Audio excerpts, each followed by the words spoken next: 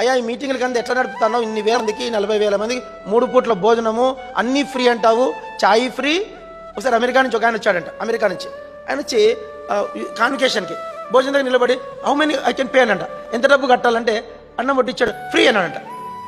తినేసా తర్వాత టీ ఇస్తాడట, టీ ఇస్తుంటే how much I can pay అన్నాడంట, ఇస్ ఫ్రీ అన్నాడంట. ఆ రూమ్కి ఎంత డబ్బు కట్టాలంటే ఫ్రీ అన్నారంట. రూమ్ ఫ్రీ, చాయ్ ఫ్రీ, తర్వాత భోజనం ఫ్రీ, టిఫిన్ బ్రేక్ఫాస్ట్ ఫ్రీ, మళ్ళీ లంచ్ ఫ్రీ, డిన్నర్ ఫ్రీ, అన్ని ఫ్రీ. 10 రోజులు పెట్టేవాడు భక్సింగ్. 10 రోజులు ఎవరి దగ్గర డబ్బులు అడిగేవాడు కాదంట. అడిగారంట ఇంత డబ్బు ఎక్కడి నుంచి వస్తుందంటే ఆ శాప మీద కూర్చొని ఇక్కడి నుంచి వస్తాయని చెప్పాడంట.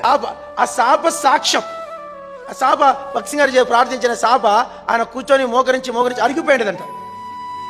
అది మన నీట్గా భక్సింగ్ గారు డ్యూటీ చేసేవాళ్ళు ఆ శాప నెమ్మది చుట్టూ పెట్టేవాళ్ళంట, దాన్ని అపురూపంగా చూసేవాళ్ళంట.